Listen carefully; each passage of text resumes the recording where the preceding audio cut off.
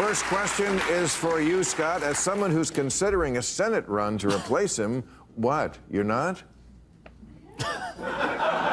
Usually when someone puts out a book, it means they're going to run for office. Not always, but that always is. Isn't writing a book the fastest way to get rich in America right now? No. You said it was OnlyFans. No, you don't get rich writing books. I hate to tell you, bro. Too late. Anyway, what do you believe will be Mitch McConnell's legacy? I guess that's who you'd be replacing, right? Yeah. When you run for Senate, if you run for Senate. He's up in 26. Supreme Court, I mean, without question. I mean, he had a long career, 42 years, won 7 elections in Kentucky, but without question, I think his legacy is the court, specifically the Supreme Court. If he doesn't hold that seat open in the 2016 election, I'm not sure President Trump would have won, and then the cascade of appointments that followed will change. Okay, right off the bat, this is classic Scott Jennings. He doesn't flinch. Mitch McConnell's legacy. The courts, especially the Supreme Court.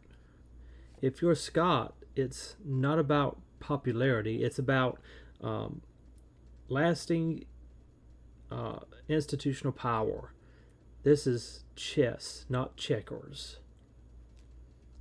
The course of this country for generations. And if people don't remember what you're talking about, in 2015, Scalia died. Was that it? It was, or was it 16? I think. 15. Yeah. 15. Okay. So Obama still had over a year in office, and usually when a president is in office, he gets to choose who the Supreme Court nominee. He wanted Merrick Garland, and Mitch McConnell would not even give him a hearing. That was unprecedented. What is the latest bullshit argument why that's okay?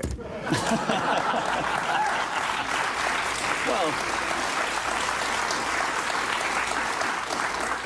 if the bullshit you're referring to is the advise and consent clause in the U.S. Constitution, No. that's the argument. At the time, By the way, I love this exchange. It's just great. the argument was it's too close to an election. It was 2015. Well, that wasn't the full argument. The full argument was we had divided government, and then the American people were going to make a decision, and they did, and they chose a 18 Republican months president. later. Well, as I just said in the editorial, if it had been the other way around, you would have went apeshit about it. If somebody had tried, no, you'd have been cool with it. Well, I lived through the Bush years when the Democrats in the Senate did everything they could possibly do to obstruct George W. Bush from putting judges on the court. So it's not the first time I lived judges. through. This is Supreme Court. And when did Bush get a pick on the Supreme Court? Here we go. Bill Maher says it was illegal not to give Garland a hearing. But from Scott's angle, this isn't about fairness. It's about the Constitution's advice and consent clause. If you're Jennings, the Senate isn't required to vote. They just choose not to. Political, yes. Illegal, he'd say no. Yeah. You got Oh, yeah. Okay, and they gave him a hearing, and then they voted on it. They could have voted him not. We've seen that. Nixon suggested 2 people who they didn't put on the court. You can do that, but you get to actually have a hearing. This was completely unprecedented and unconstitutional and illegal. And by the way, your hero, Mitch McConnell, when they asked him if he would do it again, he said, sure. You know, I mean, and then they did do it again in reverse. When Amy Coney Barrett was put on the court, it was the exact same thing. It was even closer to an election. It was literally like 3 weeks, a month before the election. Well, we didn't have divided government then. We had unified government. That's what I'm saying. It's situational for you. Right, exactly. It's just a different situation. I know. But Why are you guys against the exercising of political power? that's the exercise of political power is fine. This is unconstitutional. That's what we're against. We're against going outside the law. They wrote it down. It's very.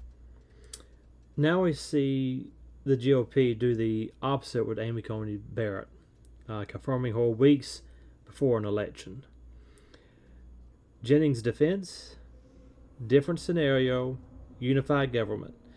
He's not pretending it's consistent. He's saying we had the power, so we used it. Brutal honesty. Just brutal honesty.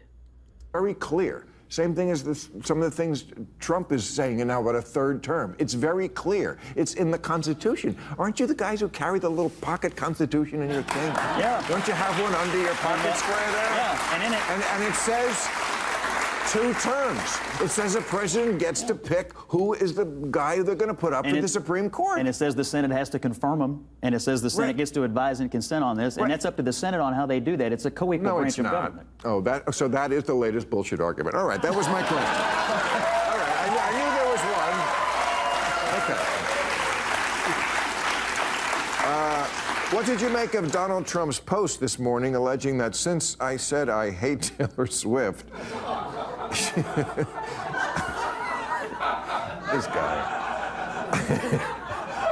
All the deals, but he still has time for this. You gotta love it. Since I said I hate, she's no longer hot. And this line is Jennings' whole worldview. Why are you guys against the exercise of political power?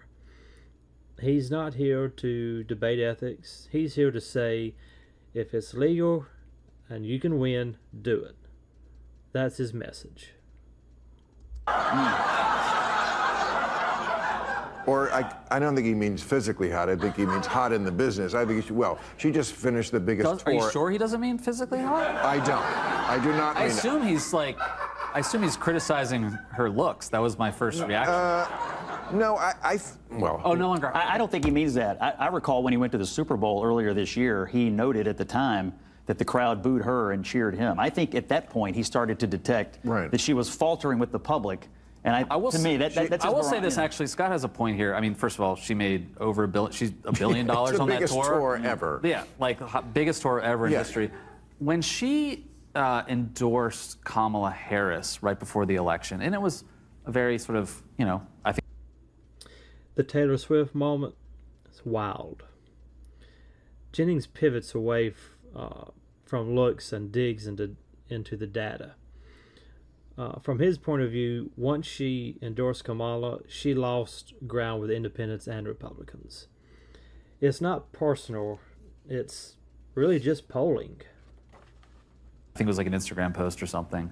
Her approval ratings, like people poll this stuff, her approval ratings went up with Democrats, but with Republicans and independents, they actually went down strikingly. Like people don't like celebrities and politicians getting involved in elections. They really don't. I think it actually hurts. Yeah, I agree. But that was after her tour, like in the middle. She's fine. She'll be fine.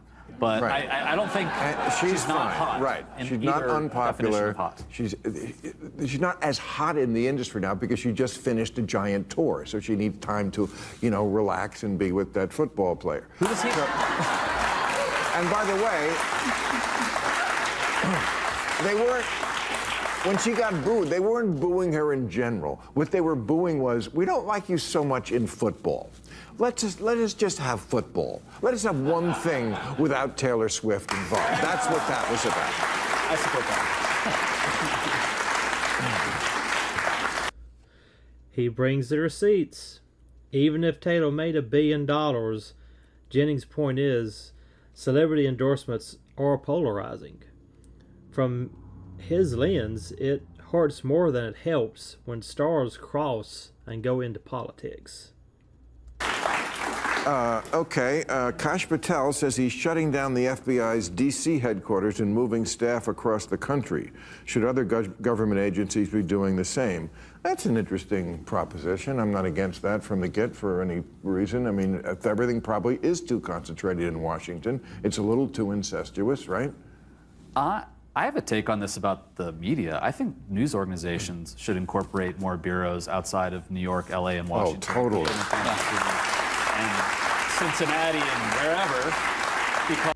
By the way, guys, if you like this video, please like and subscribe to the channel. The bias in media I'm sure you would agree, can be liberal, but it's like less political to me than it is cultural and class-based. And, I just hire more reporters in Des Moines. Hire fewer reporters in D.C. It wouldn't bother me in the slightest if the Agriculture Department was in Iowa and the Department of Homeland Security was somewhere. I mean, Washington, there's a concentration of people there who only talk to each other. They live in this little bubble. And I think the longer you're in it, the less you have in common with regular Americans. You put some of those government workers out in the middle of the country, they might have a little bit better understanding of how people are feeling about how they're. This part I really respect. Jennings says, move agencies out of D.C. Bring them closer to regular Americans. Whether you agree with him or not, this is him trying to decentralize power. It's an old school conservative idea, and I love it. Government's operating. Do you work out of Washington? No, I live in Kentucky. But you contribute to CNN out of Kentucky? Yep, I get up on Mondays, I fly to New York, I do shows there, I come down on the train, and then I go home to Kentucky at the end of the week, and my house is just outside of Louisville. Sounds like you're running. All right, thank you. All right. Thank you, people. And that ending, that was a soft campaign pitch. Jennings is setting the stage here. Lives in Kentucky, flies to New York, critiques from the outside. He's positioning himself for a run. So don't be surprised. All right, that's going to be our breakdown for this video. Please like and subscribe to the channel, and if you are interested in another video, please check out the end screen, and we'll catch you next time.